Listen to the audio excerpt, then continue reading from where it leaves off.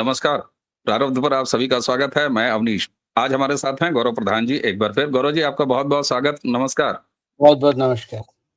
सभी जी, को नवरात्रों की बहुत-बहुत शुभकामनाएँ। आप सभी को भी नए साल और उसी के साथ-साथ नवरात्र के प्रथम दिन की बहुत-बहुत शुभकामनाएँ।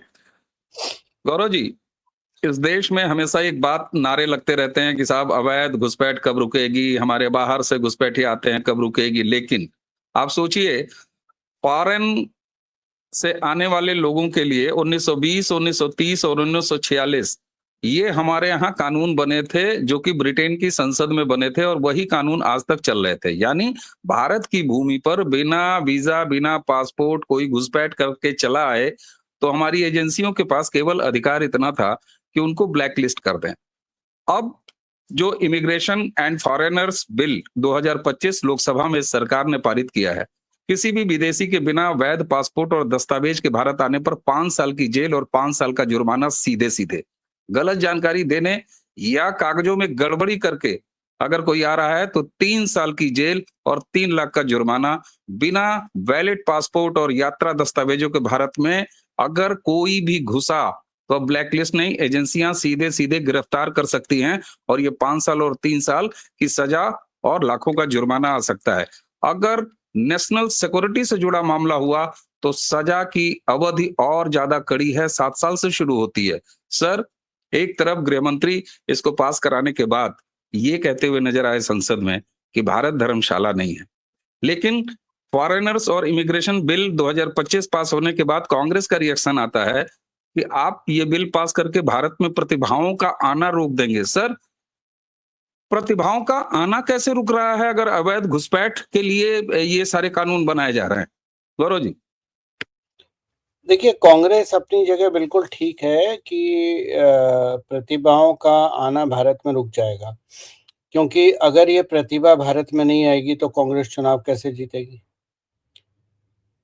तो 1947 से लेके आज तक क्या हुआ? यही प्रतिभाएँ कभी पाकिस्तान से आती थीं, कभी बांग्लादेश से आती थीं, नीचे श्रीलंका से भी आती थीं और इन प्रतिभाओं के बल पे कांग्रेस अब तक चुनाव जीतती आई है।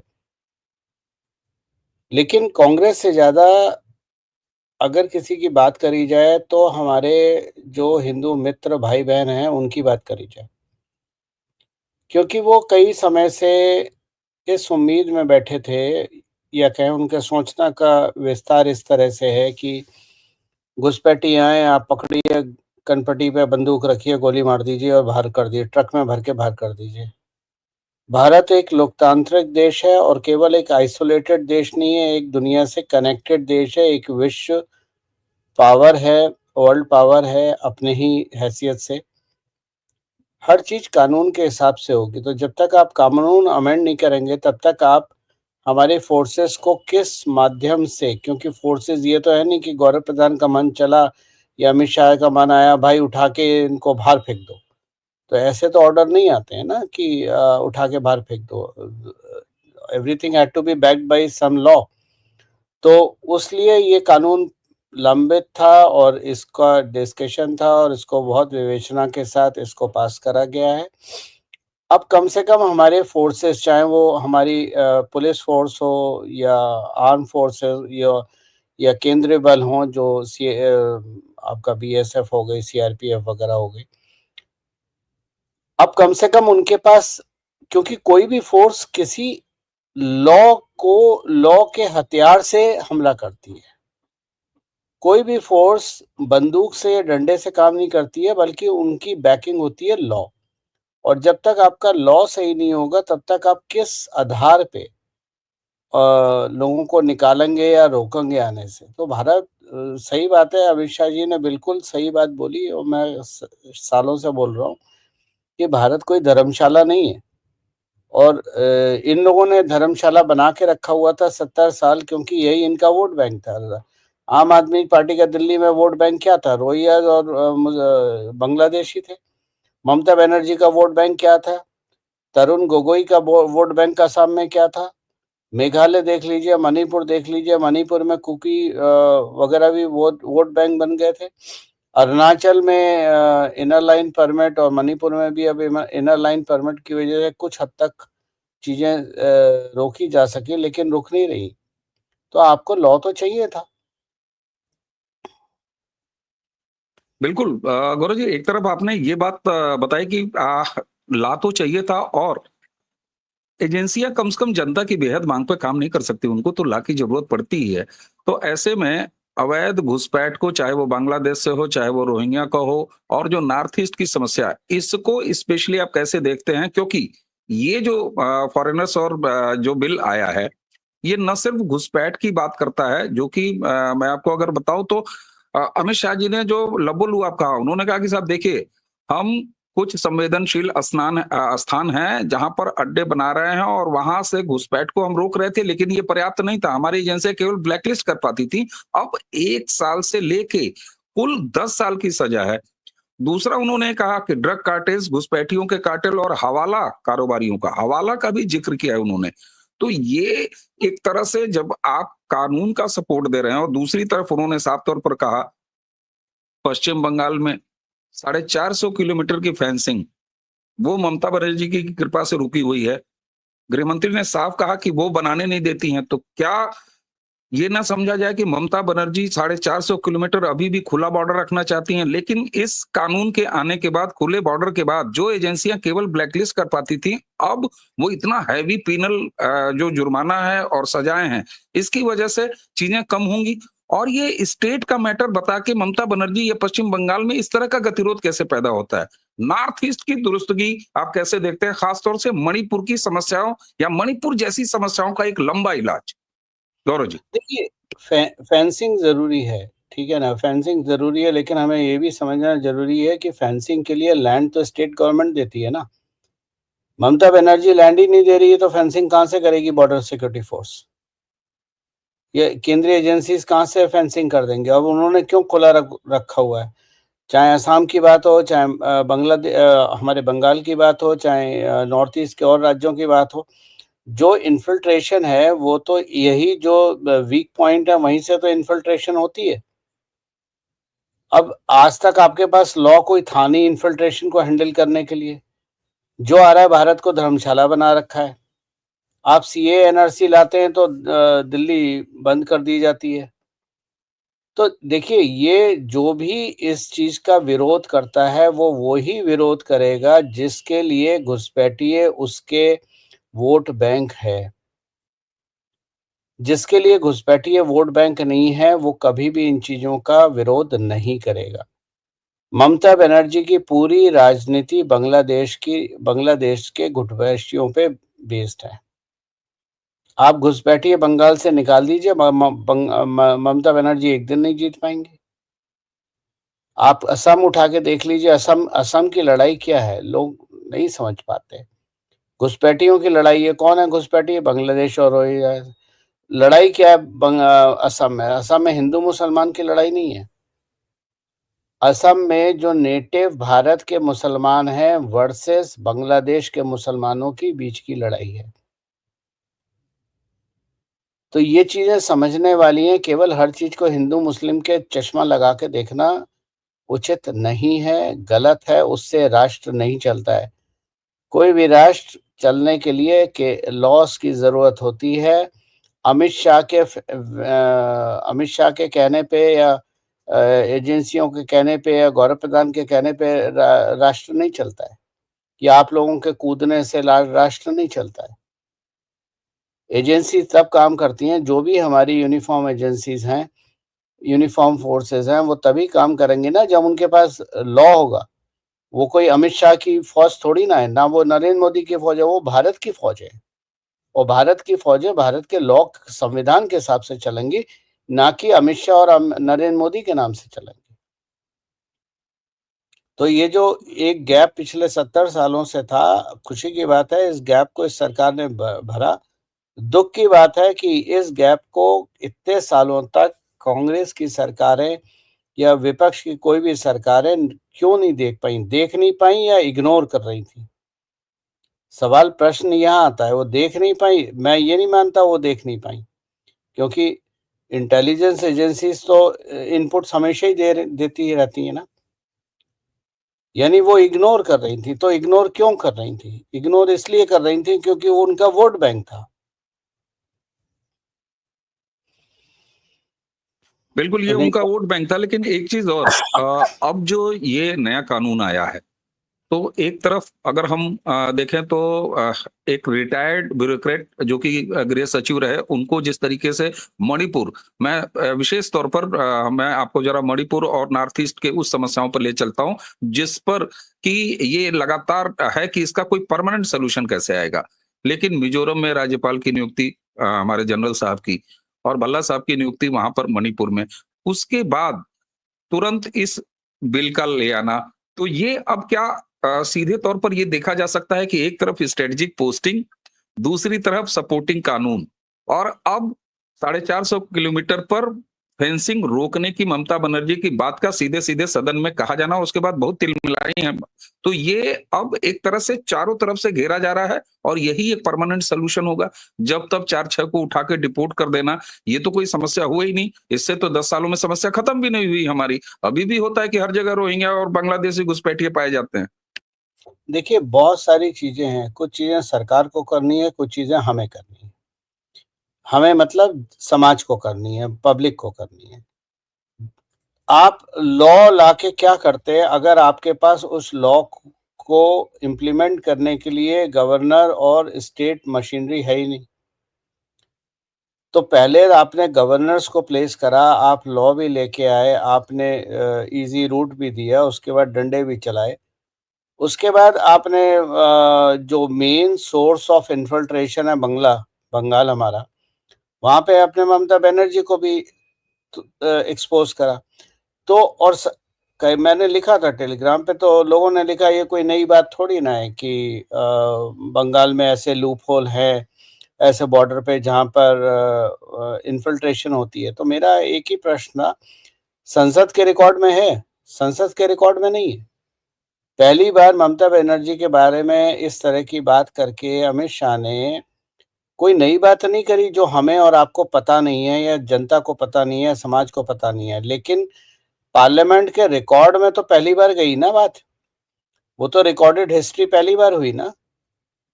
तो बहुत सारी चीज़ें, इसीलिए मैं हमेशा बोलता हूँ धैर्य रखो, क्योंकि समय के हिसाब से चीज़ें बदलेंगी।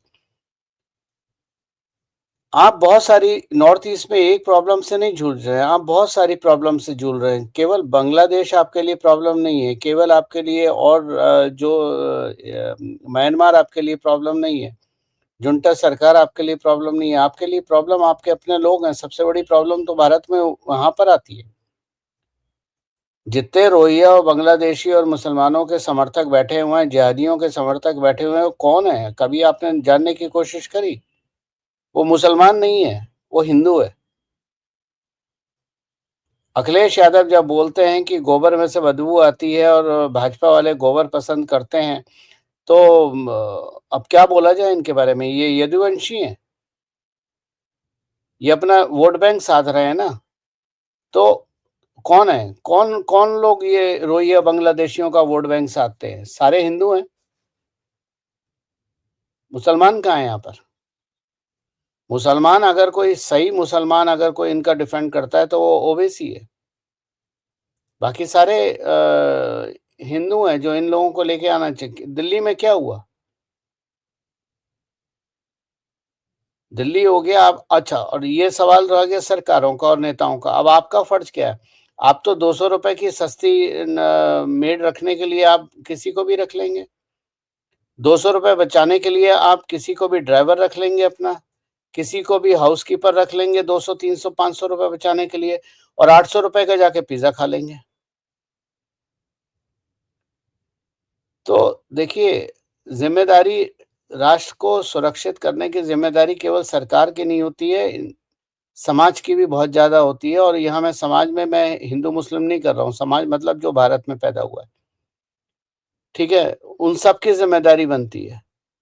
तो जब आप 4 पैसे बचाने के लिए बांग्लादेशी और रोहिंग्यास को अपने यहाँ मेड और ड्राइवर और हाउसकीपर और क्लीनर और ये सब रखेंगे, अपने यहाँ नौकरियाँ देंगे, अपने काम में नौकरियाँ देंगे, अपने व्यवसाय में सेमी स्किल्ड और अनस्किल्ड लोगों को 4 पैसे बचाने के लिए देंगे, तो भैया सरकार क्या कर ले?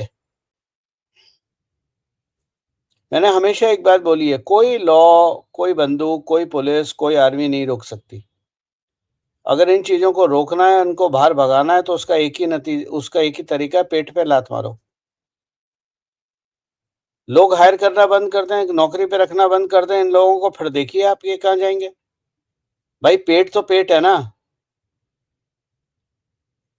आपने नौकरियों पे रख लिया, अभी आज मैं सुबह पढ़ रहा था यूपी में शायद कहीं पर एक मुसलमान कपल ने 14वें बच्चे को जन्म दिया है। 14 साल से वो महिला बच्चे पैदा कर रही है भाई। और बच्चे बोल रहे हैं कि पिता कुछ नहीं करता, शराब पीता रहता है दिन भर। करेक्ट। तो इन लोगों को अगर आप लोग चाहते हैं इन लोगों को कंट्रोल करना, अगर आप चाहते हैं इन लोगों को देश से बाहर ना भगाना, अगर आप चाहते हैं इलीगल लोग काम आएँ, तो सरकार जो कर रही है वो सरकार को करने दीजिए। आप और हम क्या कर रहे हैं? क्या हमने नौकरियों पे रखना इन लोगों को बंद करा है क्या नहीं? क्या हम इनका वेरिफिकेशन करवाते हैं, नहीं करवाते हैं? आजकल वेरिफिकेशन भी कैसे होता है? पुलिस स्टेशन जाइए, ₹100 दीजिए, किसी को भी वेरीफाई कर देंगे। ₹2 का ठप्पा ही तो मारना है, वेरिफिकेशन हो गया। तो ये तो देखिए सभी लोगों की कलेक्टिव रिस्पॉन्सिबिलिटी है। कानून लाके आपने एक हथियार तो दिया अपने फोर्सेस को, अपनी सिक्योरिटी एजेंसीज को, अपने जो सरकारी तंत्र है उसको, आपने जुडिशरी है उसको आपने एक हथियार तो दिया, लेकिन इस हथियार का सही इस्तेमाल तब होगा जब आप और हम इसमें पार्टिसिपेट करेंगे। जी, अच्छा गौरव जी 2-3 चीज़ें। आपने नॉर्थ ईस्ट के हवाले से बड़ा अच्छा बताया कि वहाँ पर एक तो स्ट्रेटेजिक पोस्टिंग पहले आपने राज्यपाल, इसका मतलब हमारा अगर बंगाल देखा जाए, तो बंगाल में अगर किसी विपक्षी पार्टी की सरकार है, जैसा कि ममता बनर्जी की सरकार है, तो वहाँ पर 450 ये किलोमीटर ये फेंसिंग जो है रुकी रहेगी। तो यानी ये समस्या तो वहाँ मान लीजिए फेंसिंग नहीं होने देती हैं। लेकिन अब ये कानून आ जाने के बाद एजेंसियों को फेंसिंग के बावजूद न होने के बावजूद भी एक कड़ा कानून अब मिलेगा, क्योंकि 1 साल से 10 साल तक की सजा और दसियों लाख तक के जुर्माने का प्रावधान है और देखिए एजेंसियां आप सीधे गिरफ्तार कर सकती हैं। ये अधिकार एक नया आया है, जो कि 1920, 1936 और 1947 का कानून था सर। आप एक चीज़ पूरी चेन में मिस कर गए बोलना। आप जो बॉर्डर एरियाज़ में हैं, आपको याद होगा कि पंजाब के चुनाव के वक़्त अमित शाह ने एक रूल केंद्र सरकार ने एक रूल पास किया था जिसमें बीएसएफ को का दायरा 5 किलोमीटर से बढ़ा के 50 किलोमीटर कर दिया था। और इस दायरे पे सबसे ज़्यादा कौन भड़का था? पंजाब की सरकार भड़की थी? नहीं, इस पे ममता बनर्जी भड़की थी। क्यों भड़की थी? क्योंकि अब 50 किलोमीटर का एरिया पूरे का पूरा बीएसएफ के अंडर में था और बीएसएफ केंद्र की एजेंसी है, बीएसएफ किसी को भी उठा के ले जा सकती है।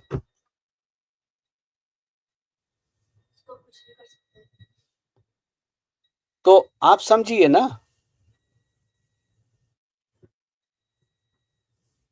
तो अगर शुरुआत हमने रेंज बढ़ाई, गवर्नर पोस्ट करे, लॉ लाए, ममता बनर्जी को एक्सपोज करा, अगला पड़ाव क्या है? अगला पड़ाव हमारा और आपका इन्वॉल्वमेंट है।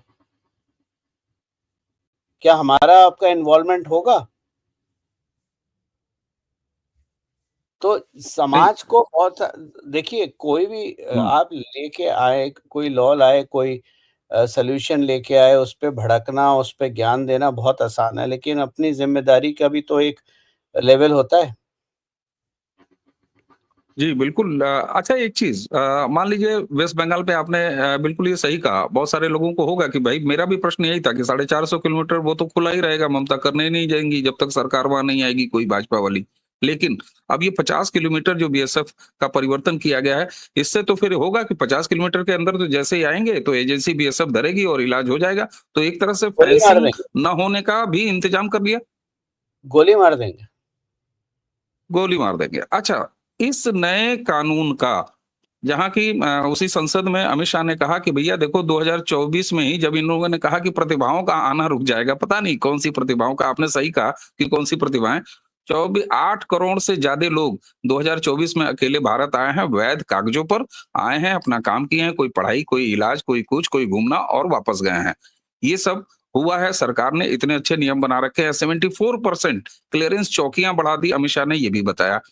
देश भर में जो घुसपैठिए ऑलरेडी फैले हुए हैं, एजेंसियों को एक नई ताकत मिली है, जहां की केवल अब ब्लैकलिस्ट नहीं, अब सीधे-सीधे अंदर पकड़ा, वैध पेपर नहीं है, सीधे अंदर, चाहे वो पुलिस हो, स्टेट पुलिस की भी मैं बात कर रहा हूँ, उत्तर प्रदेश पुलिस हो, हरियाणा पुलिस हो, इनको भी तो इस कानून के तहत ये अधिकार मिल गए।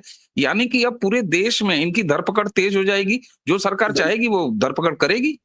बिल्कुल, वो अब लॉ केवल केंद्र का नहीं है, लॉ तो केंद्र ने पास करा है, लेकिन उसका इम्प्लीमेंटेशन तो स्टेट गवर्नमेंट को करना है। अब आपके सामने बिल्कुल चीज़ें धीरे-धीरे साबित होती जाएँगी कि कौन-सी पुलिस जो है, किस राज्य की पुलिस मुस्तैद और इन चीज़ों अब मान लीजिए अगर आज अवनीश भाई आप मान लीजिए घुसपैठी हैं, मैं पुलिस वाला हूँ, मैं आपको पकड़ता हूँ, अब मैं आपको किस लॉ के अंडर आपको अंदर करूँगा? मेरे पास तो कोई लॉ नहीं है ना। भई पासपोर्ट ना होना कोई क्राइम तो नहीं था। दस्तावेज ना होना और आपने बोल दिया मेरे दस्तावेज चोरी हो गए। फिर? अरे तो ये अब सीमा नाम की महिला जिसके बारे में तमाम लोगों ने कहा कि भाई अवैध ही तो घुसी है लेकिन आराम से रह रही है, एजेंसियां कुछ नहीं कर पा रही। तो किस लॉ में कर लें? अब सीमा का जो आपने एग्ज़ाम्पल लिया, मैंने वो एपिसोड देखे थे सोशल मीडिया पे लोगों ने उसपे यूट्यूब वगैरह बनाए थे। लोगों का स मेरे को लोगों की सोच पे तरस आता है। यूट्यूब वीडियो वगैरह क्या बनाए थे? प्यार पे बनाए थे। नहीं तो प्यार तो फिर ये धर्मशाला है ना भारत, कि किसी को किससे प्यार हो जाए और घुस जाए। जरा पाकिस्तान में घुस के दिखाओ, तुम्हारे साले गोली मार देंगे कनपटी पे। लेकिन भारत धर्मशाला बना हुआ था, किसी को प्यार हो रहा था, किसी को भुखमरी हो रही थी, किसी को बच्चे पालने थे, तो भारत ही मिला।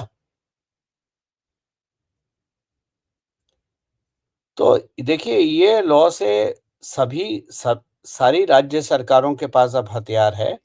अब वो इस लॉ के बेस पे गिरफ्तार कर सकती हैं। आने वाला समय बताएगा कि कौन से राज्य करते हैं या कौन से राज्य इसको इग्नोर करते हैं। आपके सामने दूध का दूध, पानी का पानी हो जाएगा।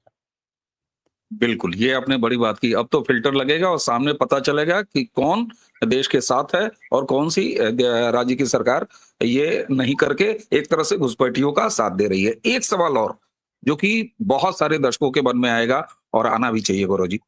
जैसे अब इस कानून के आने के बाद कोई भी ऐसा व्यक्ति जो कि वैध कागज के साथ नहीं है, उसके लिए इतनी लंबी-लंबी सजाएँ हैं, ठीक है? पाकिस्तान से हिंदू बहुत सारे आते हैं, राजस्थान में बहुत सारे हिंदू हैं, आपको पता ही है। बांग्लादेश से भी अब बहुत सारे हिंदू गाए-बगाए हिंदू भी आते हैं, मुसलमान तो आते ही हैं, हिंदू भी आते हैं। मैं इस रूप में कह रहा हूँ। उनके लिए भी ये कानून लागू होगा। लेकिन क्या जो सीएए पास पहले ही करा लिया है सरकार ने, वो तो उसके तहत आ जाएँगे अगर कोई हिंदू आता है तो, है ना? नहीं, ऐसा है क्या? सीए कानून मेरे को ठीक से कट ऑफ डेट याद नहीं है, लेकिन शायद 2014 की कट ऑफ डेट थी कि उससे पहले जो हिंदू आए हैं, उनको नागरिकता मिलेगी, यानी उसके बाद जो आए हैं उनको नागरिकता नहीं मिलेगी। सीए कानून जो था वो बहुत ही लिमिटेड स्कोप का था कि जो लोग कट ऑफ डेट से पहले भारत में आ चुके हैं शरणार्थी के रूप में, जो कि राजस्थान में रहते थे, गुजरात में रहते थे, हिंदुओं के लिए और कहीं रहते थे, मुस्लिम छोड़ के हिंदू, सिख, पारसी इत्यादि जो आ चुके थे, उनको भारत की नागरिकता देने का था। ये जो नया कानून आया है, ये घुसपैठियों को देखने के लिए, चाहे वो 1947 से आए हुए हों, तो इसमें कट ऑफ डेट नहीं है। तो इसमें कल कोई घुसपैठ करता है, उसको भी वही सजा है जो आज से 10 साल पहले किसी ने घुसपैठ करी है, 20 साल पहले करी है, उसको सजा है। तो इसमें अगर कोई तो हिंदू भी नाम आता है तो उसके लिए भी सेम? उसके लिए भी सेम है। यहाँ पर हिंदू मुस्लिम का डिफरेंशिएशन नहीं है इस नए कानून में। मैं क्रिश्चियन और बाकी भी, मतलब हिंदू किसी तरह का कोई मजहबी वो नहीं है, धर्म का नहीं है। अगर आप बिना कागज के आए हैं तो सजा का प्रावधान है, और अब अगर आप कागज के साथ आए हैं, आप लीगली आए हैं, तो जिस कार से आए हैं आप काम कीजिए, स्वागत है आपका, आप रहिए, और उसके बाद आप पतली गली से अपने घर निकल लीजिए। बड़ी सीधी सी बात है। तो इसको जो अवैध आए हैं, जो आगे आएंगे वो वैध तरीके से आए, एक तो इस बात का इंतजाम करने वाला ये बिल माना जाए, और दूसरा ये माना जाए कि 1947 से लेके और इसके इफेक्टिव होने के समय तक जितने आ चुके हैं अवैध, उनके लिए सजा का और उनकी धरपकड़ का ये रास्ता खोल रहा है कानून। बिल्कुल खोल रहा है। देखिए, अब बिल्कुल साफ है। 2 तरह के लोग मान लीजिए बांग्लादेश से आते हैं। एक हवाई जहाज से आता है, पासपोर्ट के साथ आता है, वीज़ा के साथ आता है, भारत में लैंड करता है, काम करता है, चला जाता है। दूसरा वो है जो ममता बनर्जी के खुले हुए बॉर्डर को कूद के भारत में घुसता है, ना कागज़ है, ना कुछ है। तो जिसके पास कागज़ नहीं है, वो जाएगा जेल, और जो बाकायदा आया है, फ्लाइट से आया है, कायदे से आया है, चाहे चल के आया है, कागज के साथ आया, उसको, वो हमारा मेहमान है, वो हमारा मेहमान रहेगा, तब तक रहेगा जब तक उसकी वैलिडिटी है। ठीक है? तो अब इससे क्या है, इससे वो लोग भी हैरेस होना बंद हो जाएंगे, वो बांग्लादेशी या वो विदेशी हैरेस होना बंद हो जाएंगे, जिनके पास कागज तो थे लेकिन केवल बांग्लादेशी होने के नाम पे उन्हें हैरेस किया जाता था। आ रही है बात समझ में? अब मान लीजिए बांग्लादेश टेक्सटाइल इंडस्ट्री का कोई व्यापारी या कोई कर्मचारी भारत आता है, वैध रूप से आता है, तरीका से आता है, तो हम तो उसको भी रोहिंग्या और बांग्लादेशी के रूप में ही देखते थे ना। अब कम से कम वो डिफरेंशिएशन आ जाएगा कि कौन इलीगल है, कौन लीगल है। तो कानून का जहां एक सही इस्तेमाल है घुसपैठ रोकने के लिए, कानून का ये भी सही इस्तेमाल है कि जो वैध आया है और जो अवैध आया है उसके बीच में डिफरेंशिएशन का। ठीक, अब एक अंतिम सवाल, आपने 1 साल से लेके 10 साल की सजा का प्रोविजन कर दिया, इतने हैवी जुर्माने का प्रोविजन कर लिया, गिरफ्तार आप कर लेंगे, जेल में डाल देंगे, फिर तो हमारे ही यहाँ बोझ है, हम उनको फ्री में खिलाएंगे, और वो जब तक 10 लाख जुर्माना नहीं भरेंगे, तो फिर हमारी जिम्मेदारी, हमारी लायबिलिटी, भारत की जेलों की लायबिलिटी बन के बैठ जाएंगे। क्या इसमें डिपोर्ट करना भी शामिल होगा ना अगले एक्शंस में? देखिए, जब हमने बोला जेल का प्रावधान है, ठीक है ना, तो जेल का प्रावधान एक सभ्य तरीका है कानून में लिखने का, ठीक है, और बहुत सारे कार्य करे जाते हैं असभ्य तरीके से, सभ्य बोल के। नाक को 2 तरह से पकड़ा जाता है। आप मेरे सामने से आके सीधी नाक पकड़ लीजिए, मुझे बुरा लगेगा, लेकिन वही आप मेरे कंधे पे हाथ रख के, हाथ घुमा के मेरी नाक पकड़ेंगे तो मुझे बुरा नहीं लगेगा। तो कानून हमेशा घुमा के हाथ नाक पकड़ता है, सीधा नाक नहीं पकड़ रहा है। तो उसकी आप चिंता ना कीजिए, जेल पे और टैक्स पेयर पे, क्योंकि बहुत सारे लोग इस बात से भी भड़क जाएंगे, हाय मेरे टैक्स का पैसा इन लोगों में जा रहा है, हाय मैं बर्बाद हो गया, हाय सरकार तो मैं ही चला रहा हूँ, हाय मेरा पैसा ये हो गया।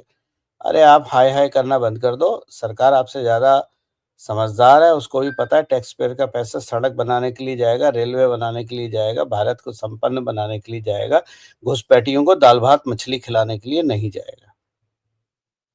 बिल्कुल ठीक बात है।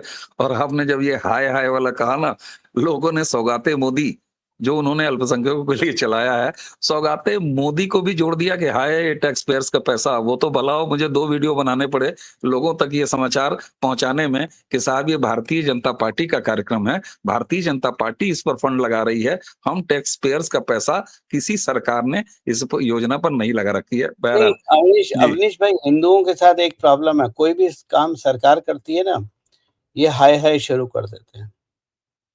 कल मेरे ही चैनल पे एक भाई साहब थे, वो बता रहे थे कर्नाटक की राजनीति, तो मैंने भी कटाक्ष के रूप में लिख दिया, मैंने मोदी और इन लोगों को तो कुछ पता ही नहीं है, इतनी दूर बैठे हो, इनको तो कुछ ज्ञान ही नहीं है, आप तो विद्वान हो, आपकी ज़रूरत है मोदी के एडवाइजरी टीम में आने की। भाई साहब तैयार हो गए। भाई साहब बोले, मैं अपना फ़ोन नंबर दे देता हूँ, अगर किसी को वहाँ से कोई बात करना चाहे तो मेरे से बात कर सकता है। तो ये तो हमारे हिंदुओं की सोच है। हम अपना काम राष्ट्र नहीं की करते। राष्ट्र की सेवा करने वाले भी भाई कह साहब, सकते हैं आप ना, इच्छा अपनी अदम्य। अपनी ज़िम्मेदारी पूरी कर लीजिए एज़ अ नागरिक, उससे बड़ी सेवा और कुछ भारत की नहीं हो सकती। सरकार को ज्ञान ना दो, मैं गौरव प्रधान को ज्ञान ना दो। तुम्हें पता ही नहीं सरकार कहाँ से आ रही है, तुम्हारी सोच जहाँ बंद होती है ना, वहाँ से तो सरकार सोचना शुरू करती है।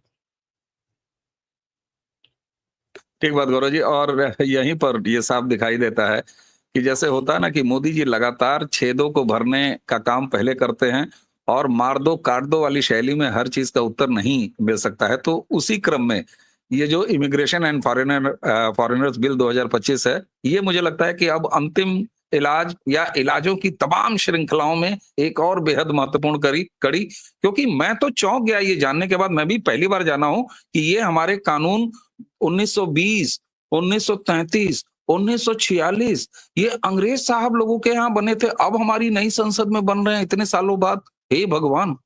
और हम कहते थे हमारे देश में घुसपैठ क्यों हो रही है? तो घुसपैठ क्यों नहीं, आपने तो सारी चीज़ें खुली हुई रखी थी। तो जब जलेबी को अगर खुला हुआ रखोगे तो मक्खियाँ तो उसके ऊपर बैठेंगी। आपने जलेबी को कब एन्क्लोज़र में रखा था? तो भारत एक संपन्न राष्ट्र है। यहाँ पर सबका धर्मशाला बना के रखी हुई थी 70 सालों से, जिसका मन आता था घुस जाता था, जब तक मन करता था रहता था, उसके बाद 4 लोगों को ठोकता-पीटता था। अब ये जो उन्होंने बोला है प्रतिभाशाली लोग आने बंद हो जाएँगे, ये बात मैं इससे बिल्कुल एग्री करता हूँ। क्योंकि जिहादियों की प्रतिभा तो वहीं आईएसआई और बांग्लादेश से ही आएगी ना। ये प्रतिभा हिंदुओं में नहीं है। हिंदुओं में अगर ये प्रतिभा होती तो फिर हमारे इतने मंदिर नहीं टूटते सैकड़ों सालों से। अगर हिंदुओं में ये प्रतिभा होती तो हम 80 करोड़ होने के बाद भीख नहीं माँगते कि हमें अपना भगवान श्री राम की यात्रा निकालनी है या किसकी है। हम आज भी अगर कुछ हो जाए कहीं पर, ये हिंदू हर बात पे मोदी, शाह और योगी जी को घेरते रहते हैं और ज्ञान बाँटते हैं। मैं सही बता रहा हूँ, अगर आज कहीं कोई दंगा वगैरह हो जाए ना, 100 में 99 हिंदू छत पे खड़े होके यूट्यूब के लिए वीडियो बनाएँगे, कोई नीचे लड़ने नहीं आएगा। हमारे लिए ठीक बात। हमारा पिज़्ज़ा, बॉलीवुड और क्रिकेट ज़्यादा ज़रूरी है। हम अपनी दा प्याज़, टमाटर, आलू के आगे देखते नहीं हैं। और जो मुसलमान है वो मुसलमान आज का नहीं, वो 4 जनरेशन बाद का देखता है कि 100 साल बाद भारत पे हम 50 साल बाद भारत पे हम राज करेंगे। वो उसके लिए काम कर रहा है। वो 14 बच्चे पैदा कर रही है 14 साल में। 14 साल में 14 बच्चे। और हम क्या करते हैं? Oh! You know, 1 is more than enough. School की कॉस्ट बहुत ज़्यादा है। घर में पढ़ाओ ना, किसने मना करी है? सबको आईआईटी में भेजने और आईआईएम में भेजने के लिए काहे के लिए बैठे हुए हो? और ट्रेड स्किल्स नहीं है क्या? तो देखिए हमारी सोच, मैंने एक बार डिस्क्राइब करा था, हम वर्टिकल ग्रोथ में बिलीव करते हैं, वो लोग हॉरिजॉन्टल ग्रोथ में बिलीव करते हैं। कोई शर्म नहीं है। मुझे अपने सीज़न के लिए एसी सर्विस कराने थे। एक एसी में पूरी प्रॉब्लम आई थी, पूरा एसी खुलना था। मैं थक गया हार के कि कोई मेरे को हिंदू वेंडर मिल जाए। टाइम देते थे, आते नहीं थे। एक आया खोल के चला गया, उसका पता ही नहीं है आज तक कहाँ गया वो। पैसे पूरे ले चुका है। अंत में क्या हुआ? वही जो सब करते हैं। तो हम तो बिल्कुल, काम ये तो करना बड़ी नहीं चाहते। समस्या है। हाँ, हम तो काम करना नहीं चाहते सर। हमें हमें आईएएस और आईपीएस से नीचे नौकरी नहीं दिखती है।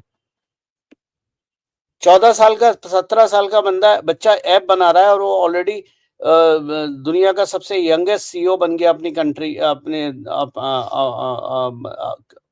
अपने प्रोडक्ट को लेके सबसे यंगेस्ट सीईओ बन गया। हम क्या कर रहे हैं? हम 34 साल और 40 साल में तो जेएनयू में बैठ के डिग्री कर रहे हैं और उसके बाद बोल रहे हैं नौकरी नहीं है। और बुरा मत मानिएगा, मैं किसी पे आक्षेप नहीं कर रहा, किसी व्यक्तिगत नहीं बोल रहा।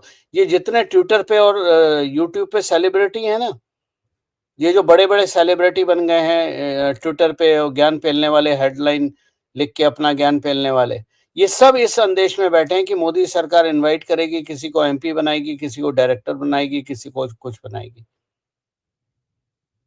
मैं अपना फ़ोन, जो बंदा चाहे मेरा फ़ोन सर्च करके देख ले, मेरे पास केंद्र सरकार के किसी व्यक्ति का एक नंबर नहीं है। केंद्र तो छोड़ दीजिए, मुझे अपने एमएलए का नंबर मेरे फ़ोन पे नहीं मिलेगा, कॉर्पोरेटर का नंबर नहीं मिलेगा, क्योंकि मैं किसी के भरोसे पे नहीं जीता। ठीक बात, मुझे बिल्कुल, सरकार की एडवाइज़री काउंसिल में नहीं जाना है, मुझे सरकार से कोई चवन्नी-अठन्नियाँ नहीं लेनी है। महादेव ने मेरे को आशीर्वाद दिया है, उन्होंने मुझे मतलब अपना माना है। उनके आशीर्वाद से जो मैं खुद अपनी मेहनत से उगा सकता हूँ, वो मैं उगाऊँगा। नहीं उगाऊँगा, कोई दिक्कत नहीं। लेकिन हम बिल्कुल लोगों ठीक में बात, सोच क्या है कि सरकार करेगी। बिल्कुल। ये तो आपके मित्र हैं, आपके एक यूट्यूबर मित्र हैं, किसी ज़माने में वो पॉर्न लिखते थे, 2013-14 से पहले। 2014 में उन्होंने लगा मोदी बहुत बड़ा बिज़नेस मॉडल है। उन्होंने मोदी पे बोलना शुरू कर दिया। फिर काट-पीट के इधर-उधर से एक मोदी पे 100 पन्नों की किताब लिख दी। फिर इसी अंदेश में बैठे रहे कि मोदी जी बुलाएँगे और उनकी किताब का विमोचन करेंगे। मोदी जी ने घास नहीं डाली, उन्होंने बहुत कोशिश करी ट्विटर पे, यूट्यूब पे, फेसबुक पे, कहीं से घास नहीं पड़ी, कोई नेता अठन्नी-चवन्नी वाला नेता भी नहीं आया।